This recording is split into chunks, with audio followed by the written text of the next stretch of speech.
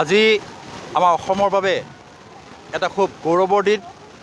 আমাৰ উঠি অহা কণ কণ ছাত্ৰীসকলৰ কাৰণে বা আমাৰ যিসকলে হায়াৰ ছেকেণ্ডেৰী পাছ কৰি ফাৰ্ষ্ট ইয়েৰত এডমিশ্যন ল'ব, BA পাৰ্ট 1ত এডমিশ্যন ল'ব, তেওঁলোক ছাত্ৰীসকলৰ কাৰণে ইতিমধ্যে অসম চৰকাৰৰ জনপ্ৰিয় মুখ্যমন্ত্ৰী ডক্টৰ হিমন্ত বিশ্ব শৰ্মা ডাঙৰীয়াই যোৱা লোকসভা নিৰ্বাচনৰ আগতে এটা জৰীপ চলাইছিল আৰু সেই সময়ত সেই জৰীপৰ মাধ্যমেৰে আমি চাইছিলোঁ যে তেনেকুৱা কিমান হায়াৰ ছেকেণ্ডেৰী দিয়া আমাৰ ছাত্ৰী আছে বা আমাৰ তেনেকুৱা BA পাৰ্ট 1ত এডমিশ্যন ল'ব কিমান ছাত্ৰী আছে, আমি সেই সময়ত জৰীপ এটা চলাইছিলোঁ আৰু সেই জৰীপৰ মাধ্যমেৰে এতিয়া আমি এই আঁচনিখন বাস্তৱত আমি ৰূপায়িত কৰিবৰ কাৰণে সক্ষম হৈছোঁ।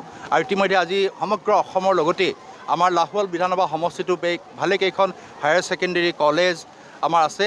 আমি তাতে আজি শুভাৰম্ভ হৈছে। কিছু অঞ্চললৈ মোৰ ৰিপ্ৰেজেণ্টেটিভ গৈছে, কিছু অঞ্চললৈ মই কালিলৈ যাম, কিছু অঞ্চললৈ পৰহিলৈ যাম।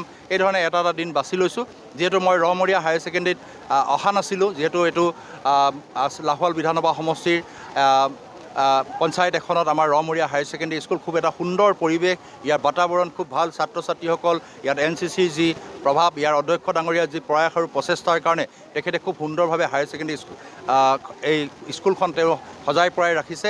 মই এই স্কুলৰ অধ্যক্ষ ডাঙৰীয়াক ধন্যবাদ দিছোঁ আৰু বিশেষভাৱে HS ফাৰ্ষ্ট ইয়েৰৰ ছাত্ৰীসকলে মান্থলি 1000 টকাকৈ পাব আৰু অহা বছৰ তেওঁলোকে যেতিয়া ছেকেণ্ড ইয়েৰলৈ যাব, অহা বছৰ তেওঁলোকে প্ৰথম মাহৰ পৰাই তেওঁলোকে ছাত্ৰীসকলে 1000 টকাকৈ পাব।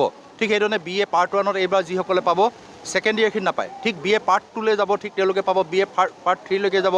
এই ধৰণে আগবাঢ়ি গৈ থাকিব। তেওঁলোকে প্ৰতি মাহে 1000 টকা পায়। এদিন গৈ গোটেই বস্তুটো সমকক্ষ হ'ব, মানে কণ্টিনিউ হৈ যাব, সকলোৰে কাৰণে কণ্টিনিউ হৈ যাব। ছাত্ৰীসকলৰ কাৰণে এইখন এখন খুব ভাল আঁচনি। এই আঁচনিখন লোৱাৰ বাবে মই মাননীয় মুখ্যমন্ত্ৰী ডক্টৰ হিমন্ত বিশ্ব শৰ্মা ডাঙৰীয়াক ধন্যবাদ আৰু কৃতজ্ঞতা জনাইছোঁ।